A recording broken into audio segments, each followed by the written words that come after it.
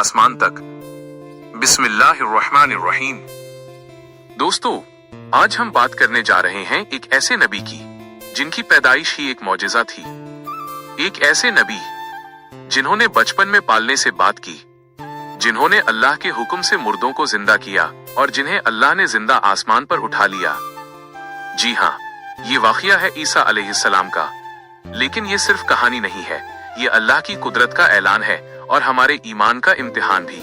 आज इस वाक़ये को दिल से सुनिएगा। उस जमाने में बनी इसराइल गुमराही में डूब चुकी थी।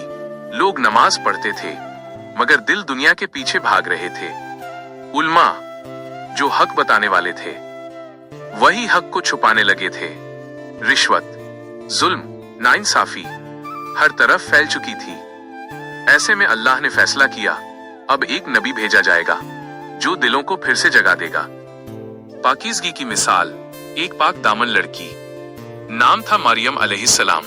वो मस्जिद में रहती थीं, इबादत में डूबी रहती थीं, रातों को उठकर रोती थीं, सजदों में गिरकर दुआ करती थीं। एक दिन फरिश्ता जिब्रील अलैहिस्सलाम उनके सामने इंसान की शक्ल में आए। मरियम घबरा गईं। उन्होंने कहा, अगर तुम परहेजगार हो तो मुझसे दूर रहो।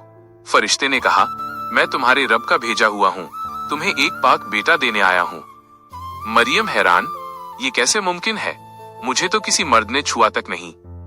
जवाब आया, अल्लाह जब किसी चीज का फैसला करता है तो कहता है हो जा, और वो हो जाती है।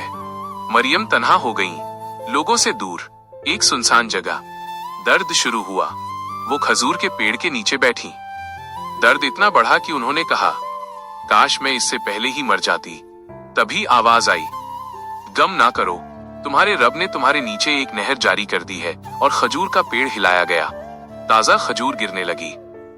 फिर पैदा हुए ईसा अलैहिस्सलाम। मरियम बच्चे को लेकर जब अपनी कौम के पास आईं, लोगों ने इल्जाम लगाए, मरियम, ये तुमने क्या किया? वो चुप रहीं, बस बच्चे की तरफ इशारा किया। लोग हंस पड़े, हम इस बच्चे से कैसे बात करें? तभी पालने से आवाज आई, मैं अल्लाह का बंदा हूँ, उसने मुझे किताब दी है और मुझे नबी बनाया है। सन्नाटा छा गया। एक नन्हा बच्चा और इतनी बड़ी बात।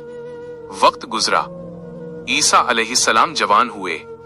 उन्होंने अपनी कौम से कहा, मैं तुम्हारे पास तुम्हारे रब की निशानियां लेकर आया हूँ। एक अंधा लाया गया। ईसा ने कहा, अल्लाह के हुक्म से, और उसकी आंखों पर हाथ फेरा, वो देखने लगा। एक कोढ़ी आया। ईसा ने दुआ की, वो ठीक हो गया। एक माँ अपने मरे हुए बेटे को लेकर आई।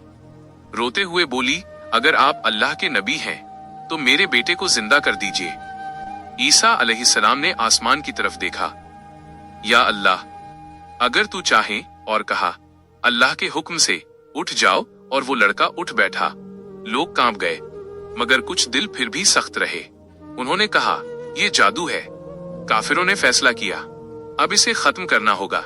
रात का वक्त, दरवाजे पर दस्तक। ईसा अलैहिस्सलाम ने अपने साथियों से कहा, कौन है जो मेरी शक्ल ले लेगा और जन्नत पाएगा? एक जवान तैयार हुआ।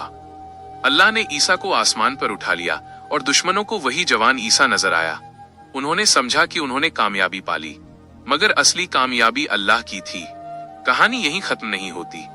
कयामत से पहले ईसा अलैहिस्सलाम फिर आएंगे, दज्जाल को खत्म करेंगे, जुल्म मिटेगा और दुनिया देखेगी सच क्या था।